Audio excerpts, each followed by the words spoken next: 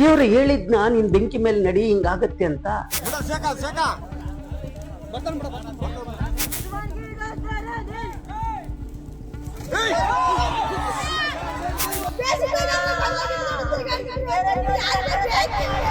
ಮನುಷ್ಯ ಅವರವರ ಧರ್ಮದಲ್ಲಿ ಹೆಚ್ಚು ನಂಬಿಕೆಯನ್ನು ಇಟ್ಕೊಂಡು ಬದುಕನ್ನು ಕಟ್ಕೊಳ್ತಾರೆ.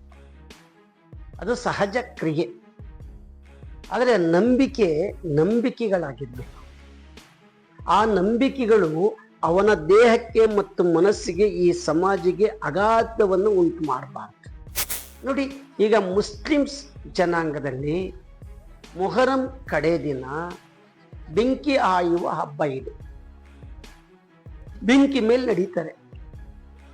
ಕೆಲವರು ಬೆಂಕಿ ಮೇಲೆ ನಡೀತಾರೆ, ಕೆಲವರು ಬೆಂಕಿ ಮೇಲೆ ಕಂಬಳಿ ಹಾಕೊಂಡು ಕೂತ್ಕೊಳ್ತಾರೆ, ಇನ್ನು ಏನೇನೋ ಅವರ ಆಚರಣೆಗಳು ಮಾಡ್ತಾರೆ. ಅವ್ರು ಕೇಳಿದ್ರೆ ನಮ್ಮ ಸಂಪ್ರದಾಯಗಳು ಅಂತಾರೆ. ಸರಿ, ದೇವರು, ನಂಬಿಕೆ, ಅವ್ರ ಸಂಪ್ರದಾಯ ಅವ್ರಿಗೆ ಬಿಟ್ಟಿದ್ದಲ್ಲಿ. ಆದರೆ ಅದರ ನಂಬಿಕೆ ಒಳಗಡೆ ಇನ್ನೊಂದಿದೆ. ನಾನೇನೋ ಮಾಡಿದ್ದೆ, ನನಗೇನೋ ಮೈ ಮೇಲೆ ಬರುತ್ತೆ, ನಾನು ಬೆಂಕಿ ಮೇಲೆ ನಡೀತೀನಿ, ನನಗೆ ಆ ದೇವ್ರು ಬಂದು ಕಾಪಾಡ್ತೀನಿ.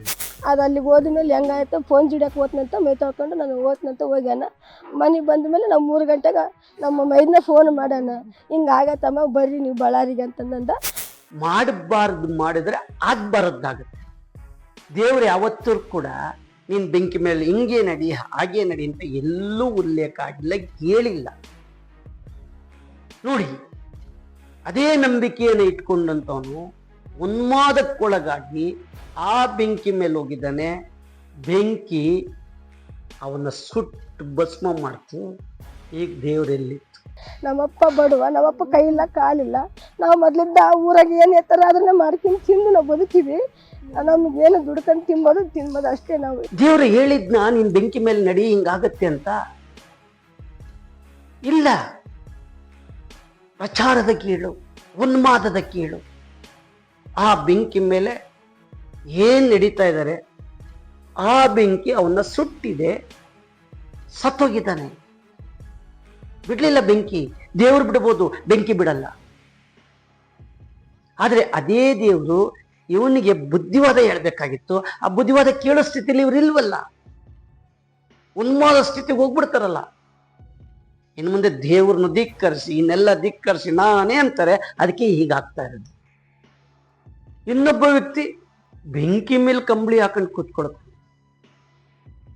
ಆದ್ರೆ ಆ ಕಂಬಳಿಯ ಒಳಗಡೆ ಏನಿದೆ ಗೊತ್ತಿಲ್ಲ. ಅಲ್ಲಿ ನಾನು ನಮಾಜ್ ಮಾಡ್ತೀನಿ, ನನಗೆ ಶಕ್ತಿ ಸಿಗುತ್ತೆ. ನಿಜವಾಗ್ಲೂ ಬೆಂಕಿಯ ಕಾವಿದೆಯಲ್ಲ, ದೇವರೇ ಬಂದು ಬೆಂಕಿ ಒಳಗಡೆ ಕೂತ್ಕೊಂಡ್ರು ದೇವರನ್ನು ಸುಟ್ಟಾಕತ್ತೆ. ಎಲ್ಲರೂ ಸುಟ್ಟಾಕತ್ತದು. ಅದ್ರ ಕ್ಯಾರೆಕ್ಟರ್ ಇದೆ. ಅದು ಬಹಳ ಹುಷಾರಾಗಿರ್ಬೇಕು. ಬೆಂಕಿ ಮೇಲೆ ನಡಿಬೇಕಾದಾಗ ಅದರ ನಮ್ಮ ಚರ್ಮವನ್ನು ಸುಡುತ್ತೆ, ಶಾಖವನ್ನು ಹೀರ್ಕೊಳ್ಳುತ್ತೆ. ನೀರಿನ ಅಂಶ ಹೀರ್ಕೊಂಡಾಗ ಸ್ಕಿನ್ ಹಂಗಾಗ್ಬಿಡುತ್ತೆ. ಕೆಳಗಡೆ ಜಡತ್ವ ಇರುತ್ತೆ, ಚಲಿಸುವ ಬೆಂಕಿ ಸುಡಲ್ಲ, ಫಾಸ್ಟಾಗಿ ಹೋಗ್ಬಿಡ್ತಾರೆ. ಆ ಹೋಗುವಾಗ ಎಡವಿದ್ರೆ, ಬಿದ್ದರೆ ಯಾರು ಬಂದು ರಕ್ಷಿಸಕ್ಕಾಗಲ್ಲ. ಅದು ಮೊಹರಂ ಹಬ್ಬಕ್ಕೆ ಪಂಜುರ್ಲಿ ಹಿಡಿತಾರೆ ಸರ್. ಅದು ಹಿಡಿದು ಒಳಗಡೆ ದೇವ್ರು ಹೋಗೋ ಕಾರಣಕ್ಕೆ ಸ್ವಲ್ಪ ಈತ ಹಿಡ್ಕೊಂಡು, ಅದು ಡೀಸೆಲ್ ಹಿಡ್ಕೊಂಡು ಹಂಗೆ ಹೋಗಿದ್ದಾನೆ. ಅದು ದಗ್ಗಂತ ಬೆಂಕಿ ಹಂಚಿಕೊಂಡಿದ್ದು ಸರ್.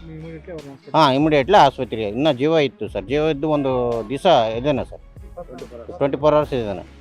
ಅದು ನಡೆದ ತಕ್ಷಣ ನಾವು ಸಾರಿಗೆ ಹೇಳಿ ಮೊನ್ನೆ ನೋಡಿ, ಅಲ್ಲಿ ಮುತ್ತತ್ತಿ ಹತ್ರ ಊಟ ಎಲ್ಲ ಮಾಡಿ ಆರಾಮಾಗಿ ಕಾಲ ಕಳೆಯೋಣಂತ ನದಿ ಹತ್ರ ಹೋದಾಗ ಕೇವಲ ಒಂದು ಸೆಲ್ಫಿಗೆ ಒಬ್ರು ಮುಳುಗ್ತಾ ಇದ್ದಾರೆ. 5 ಜನ ಸಜೀವ ದಹನ ಆಗ್ತದೆ, ಮುಳುಗೋಗ್ಬಿಟ್ರು.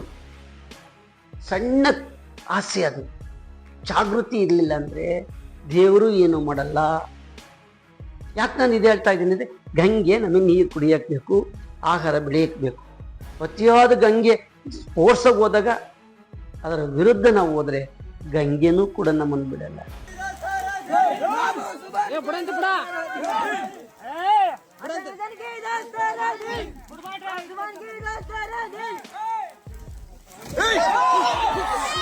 ಅದು ಯಾವುದೇ ಧರ್ಮ ಇರಲಿ, ಯಾವುದೇ ಸಂಪ್ರದಾಯ ಇರಲಿ, ಯಾವುದೇ ಸಂಸ್ಕೃತಿ ಇರಲಿ, ಯಾವುದೇ ನಂಬಿಕೆ ಇರಲಿ, ನಂಬಿಕೆಗಳನ್ನು ನೀವು ಬೆಳೆಸ್ಕೊಳ್ಳಿ.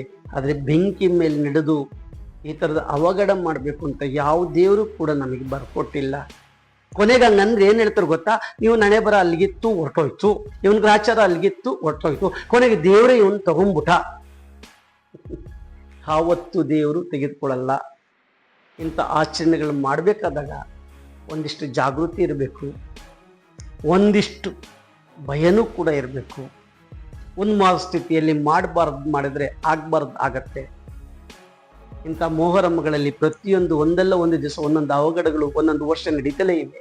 ಅದೇ ಈ ಮೊಹರಮ್ಮಲ್ಲಿ ನಾನು ತುಂಬ ಲೈಕ್ ಆಗಿದ್ದು, ಎರಡು ಸಮುದಾಯಗಳು, ಎರಡು ಧರ್ಮಗಳು ಸೇರಿ ಈ ಮೊಹರಮ್ಮನ್ನ ಆಚರಿಸ್ತಾರೆ.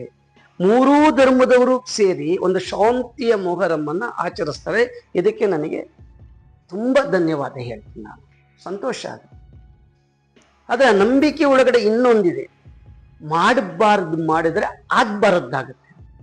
ಬನ್ನಿ ಜಾಗೃತರಾಗೋಣ, ನಂಬಿಕೆಯಾಗಿರಲಿ. ಈ ಥರದ ಮೊಹರಂಗಳಲ್ಲಿ ಅಥವಾ ಇನ್ಯಾವುದೇ ಇದರಲ್ಲಿ ಕೆಂಡ ಇವಾಗ ಜಾಗೃತಿ ಮುಖ್ಯ. ಬೆಂಕಿ ಎಲ್ಲವನ್ನೂ ಸುಡುತ್ತೆ, ಈ ಪ್ರಕೃತಿಯನ್ನು ಸುಡುತ್ತೆ, ದೇವರನ್ನು ಸುಡುತ್ತೆ, ಅದರ ಗುಣ ಅಷ್ಟೇ. ಅದರಿಂದ ಹೇಗಿರಬೇಕು ಅನ್ನೋದ್ರ ಬಗ್ಗೆ ಯೋಚನೆ ಮಾಡೋಣ. ನಮಸ್ಕಾರ.